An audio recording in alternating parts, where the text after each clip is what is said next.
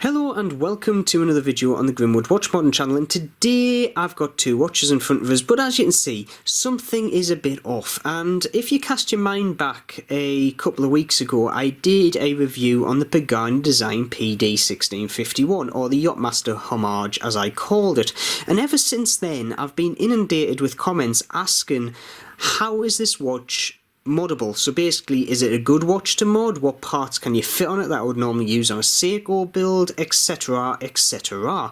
And being Grimwood Watch Modern, this is something I had to find out. So using one of my own personal mods here, as you can see to the right, which is in a Samurai SKX conversion case, I thought I am going to try it out and see what's compatible and what is not. So without further ado, let's just dive straight into the video. So firstly, I'm going to look at parts that actually do work between the Pagani Design 1651 and a general Seiko SKX mod build or similar. I will then look at parts that you should just steer clear from because they will not fit.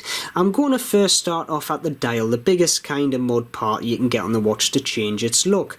And on the Pagani Design 1651, it is 28.5mm in diameter, which to most Seiko modders will be a lovely sound to hear because it's the same size as the majority of Seiko watches out there. And as we can see, I have put the Pagani Design dial into my Samurai aftermarket case, and it works very well with the case design. Actually, I would wear this watch any day of the week.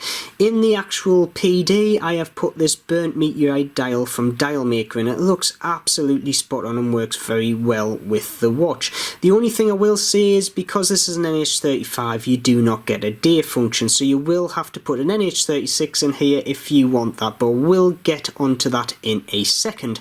Handset is the same story. Because it's a Seiko derived movement, any Seiko watch that has the same series of movement, 7S26, 4R36, etc, you can fit the hands onto this watch, and this also opens up a plethora of aftermarket hands as well.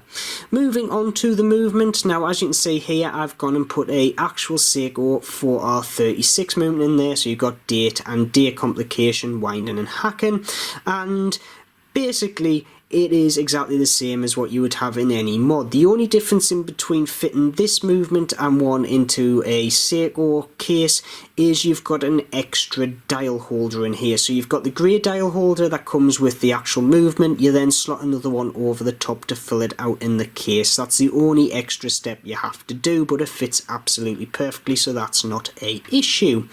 The next biggest thing I think people mod on this watch is the insert, and as you can see, I've gone and changed this one out for a lovely blue Submariner style insert that's obviously tapered as well, and this is for an SKX bezel, so any SKX 009, 007 aftermarket bezel insert will fit. That is tapered. I'm going to put that as a point, however. The other thing is any Parnas 40mm ceramic insert will also fit these watches. They're also a bit cheaper, so if you want to try and find a cheaper one, there's a load of variety out there for Parnas 40mm bezel inserts. Go and have a look. Now I have tried a flat insert off a SKX in here and it does fit. The only problem is it leaves an unsightly gap around the crystal, and the reason for this is because the crystal is actually smaller than an SKX. It is 30mm in diameter, whereas the actual Seiko SKX crystal is 31.5. However, it doesn't rule out changing the crystal if you wanted a double dome in there, because it's the same size as the Seiko Monster, Seiko SKX 013s and 033s, the Mini Turtles, and also the Invicta 8926OB watches.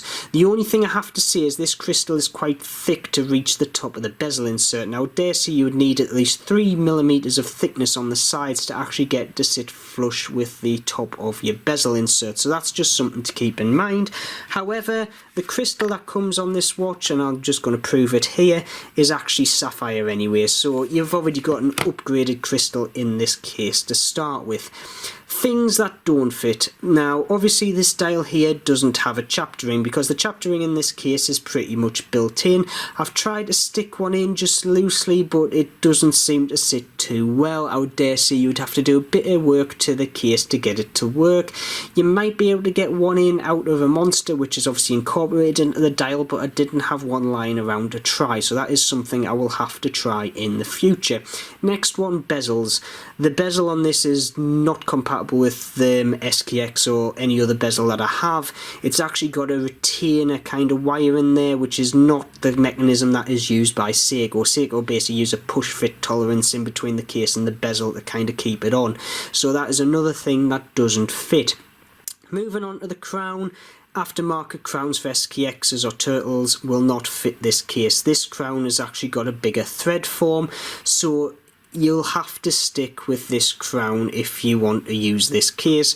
If you don't like the logo on the side, I would dare say just rub it off, polish it back up, and you'll be none the wiser. I have oiled this and the thread action has improved considerably since I did my first review on this watch, so don't let that put it off. The next thing that is not compatible in my eyes is the case backs. Now I have tried an SKX case back on here and it just didn't like to fit on the case. However, the case back is matched to the case itself, and I would just keep that on to keep your water resistance anyway. And it is a very nice display case back. It's a very nice big open window. You can see that movement in there quite well. I would just leave it as is. If you want to take the harness off, just basically grind it back slightly, polish it up, and there you go. Job's a good one. So with all that out of the way, what do I think? Well, firstly, I think the Pagani Design PD1651 is an absolutely amazing base to mod onto. Firstly, I paid £67 for this watch. That's everything. Movement, case, crystal, bracelet, everything.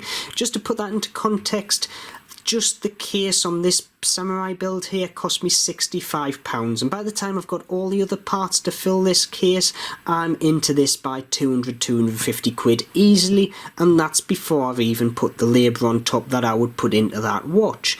The other thing is, I'll buy this watch here, and the Pagani Design I can wear straight out the box if I wanted to in its original format. I can then mod in steps. If I want to change the insert out one day, I can just hoy one in within 10 minutes. Obviously an SKX angled or a Parnas 40mm angled ceramic. If I wanted to change the dial out because it's the same size as the majority of Seikos, I can either get an original Seiko dial or an aftermarket one, hoy it in, job's a good one. Same with the handset, and if I wanted a day complication on there, just hoy in an NH36. It will fit directly and it's an easy enough mod to do. And the few things you can't change, such as the bezel itself and the crown, well, big whoop. A lot of people put the Submariner style bezel onto SKXs, and the same is true for the crown. And in all honesty, I do love the look at this, and the actual Submariner mod look at this moment in time is, in my mind, quite in. So it is a great watch to start from.